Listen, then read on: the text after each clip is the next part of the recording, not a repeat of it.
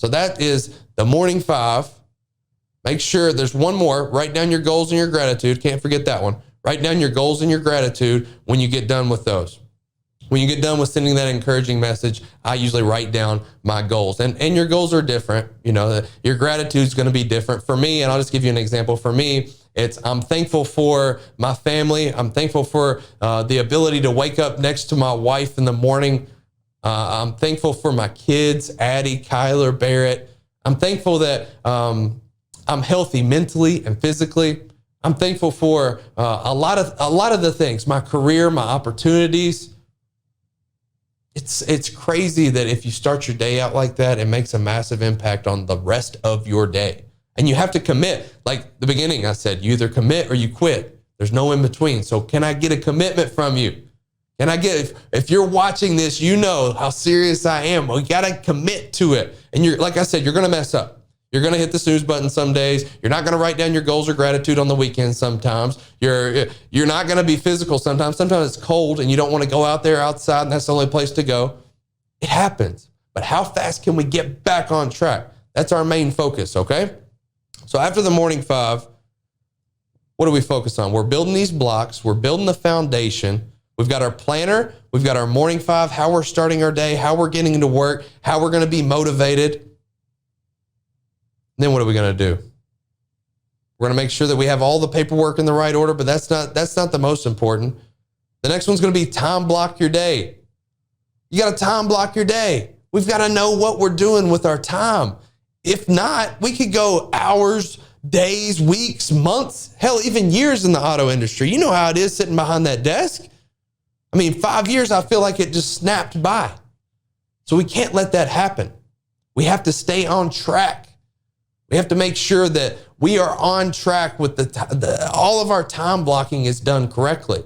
We have to make sure that our day is as efficient as it possibly can. We have to make sure that we're doing the things that we think that we're doing, as crazy as that sounds. So here's an example of the time block that I used or would use with a lot of different finance measures and what I actually used in F&I myself. So the first block, 6 a.m. to 10 a.m. That's when I'm doing faith, family, fitness, mental health. I'm doing the pray, the gratitude. I'm getting sweat. I'm some kind of physical activity. That's the morning 5. I'm preparing for the day. So when I get to the office, I'm making sure to prep all my customer pins, my paper, my contracts, charge my tablets, get everything ready. That's what I'm doing. I'm basically ready to contract a deal. If somebody was to walk in the showroom, buy a car in less than 2 minutes, and they stick the deal in my face, I'm ready to go. That's what I mean by that. Then I'm going to review all my funding, so make sure that all my fundings are good, check any spot deals that I did the night before, building a relationship with the bank reps, the buyers, the managers, making sure that they know that I'm there. I'm going to learn their programs. I'm going to be there in case they need me. Or second one, 10 a.m. to 12 p.m. I'm going to do role plays. Guys, and man, this is so underutilized, and I know it's weird. I know it's uncomfortable, but if we don't do these, we will not stay in the zone. We will not stay ready for when that deal hits your desk. You won't. You can't. If you do 30 deals, I'm just going to say, you do 30 deals a month, and a day goes by where you don't do a deal, you're out of the zone. You've got to stay hot. You've got to do the role plan. You've got to get your detail people, your sales people, hell, even a service customer that you know, a friend, a family member.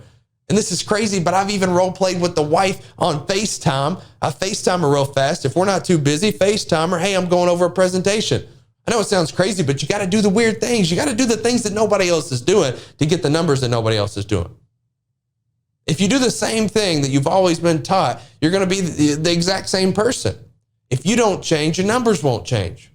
So what I'm getting at is like, be open to it. Role play.